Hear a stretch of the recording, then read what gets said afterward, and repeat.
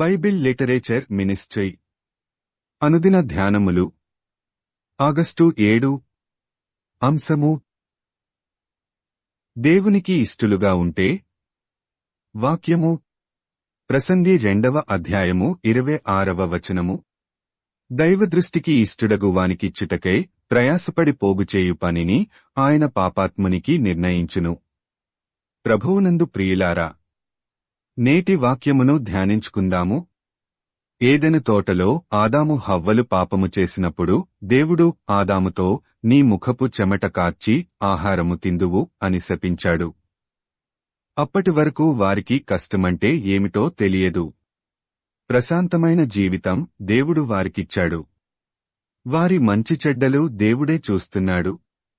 తాము జీవించడానికి అవసరం లేని దేవుని ఆజ్ఞకి వ్యతిరేకమైన పనిచేసి దేవుడు అనుగ్రహించిన సమాధానకరమైన జీవితాన్ని పోగొట్టుకొని శాపగ్రస్తులయ్యారు. కాబట్టి ఆదాము సంతానమైన మనకు కూడా ఆ శాపము వర్తిస్తుంది. మనుష్యులు కూడా దానినే నమ్మి కోటి విద్యలు కూటి కొరకే అన్న సామెతను పుట్టించుకున్నారు. మనుష్యులు అష్టకష్టాలు పడుతూ ఉంటే దేవుడు మాత్రం చూస్తూ ఊరుకోలేడు కదా. అందుకే ఆ శాపానికి విరుగుడుగా ఆహారము వలననేగాక యెహోవా సెలవిచ్చిన ప్రతి మాట వలన నరులు బ్రతుకుదురు అని ద్వితీయోపదేశకాండము 8:3లో చెప్పాడు. మనం దేవునికి ఇష్టలుగా ఉంటే రెక్కలు ముక్కలు చేసుకుని చెమటోడ్చి 24 గంటలు కష్టపడాల్సిన అవసరం లేకుండానే దేవుడు మన అవసరాలన్నీ తీరుస్తాడు. మన అవసరాల గురించి మనం దేవుణ్ణి అడగక మునుపే ఆలోచించే అవసరం లేకుండానే మనకు అన్నీ దయచేస్తాడు. మీరు వేకువనే లేచి చాలా రాత్రి అయిన తరువాత పండుకొనుచు కష్టార్జితమైన ఆహారము తినుచుండుట వ్యర్థమే.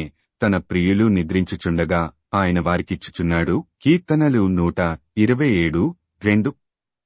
ఈ లోకంలో జీవిస్తున్నప్పుడు ఒక మనిషికి ఇంతకంటే ఏం కావాలి? ప్రతి ఒక్కరూ కోరుకునేది కూడా కష్టం లేని జీవితమే కదా. మరైతే దేవునికి ఇష్టలుగా ప్రియులుగా ఉండటానికి మనకొచ్చిన నష్టమేంటి, కష్టమేంటి? ఇశ్రాయేలీలని ఐగుప్తు బానిసత్వం నుండి విడిపించి పాలు తేనెలు ప్రవహించు దేశానికి దేవుడు నడిపించి వారు కట్టని ఇండ్లలో నివసింపజేసి వారు నాటని పొలము పంట తినిపించాడు.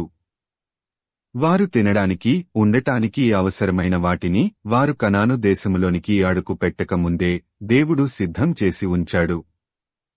ఇశ్రాయేలీలకు సమస్తము సిద్ధం చేసిన దేవుడు నీకు నాకు ఎందుకు చేయడు? అబ్రాహాము దేవుణ్ణి ప్రేమించి ఆయనకు లోబడి ఉన్నప్పుడు ఆయనకు చేసిన వాగ్దానమును బట్టి ఆయన సంతానమైన ఇశ్రాయేలీయులు ఎలాంటి కష్టమూ అనుభవించకుండా పువ్వుల్లో పెట్టి చూసుకున్నాడు. అయితే వారిలో దేవునికి అవిధేయులైన వారు నశించిపోయారు.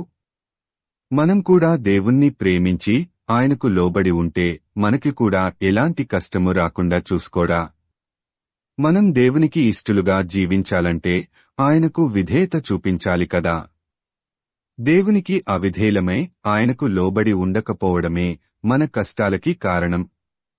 ఒకవేళ నీవు దేవుణ్ణి ప్రేమించి ఆయనకు లోబడి ఆయన మాట విని ఆయనకి ఇష్టంగా జీవిస్తే నీకు ఏ కష్టము రాకుండా నిన్ను పోషించే బాధ్యతను తీసుకుంటాడు.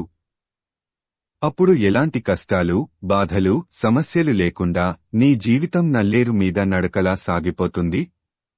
మరి ఆయనకి ఇష్టంగా జీవించడానికి నీవు సిద్ధమేనా? ప్రార్థించుకుందాము.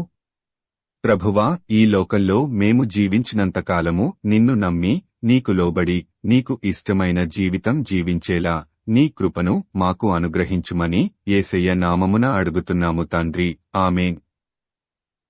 ప్రభువునందు ప్రియులారా, మార్కు సువార్త 16వ అధ్యాయము 15వ వచనములో మీరు సర్వలోకమునకు వెళ్లి సర్వసృష్టికి సువార్త ప్రకటించుడి అని యేసు ప్రభువు చెప్పాడు. కాబట్టి సువార్తను ప్రకటించడంలో భాగంగా ఈ వాక్యమును మీ స్నేహితులు, బంధువులకు షేర్ చేయమని ప్రభువు నామమున కోరుతున్నాను. దేవుడు మిమ్మును దీవించునుగాక.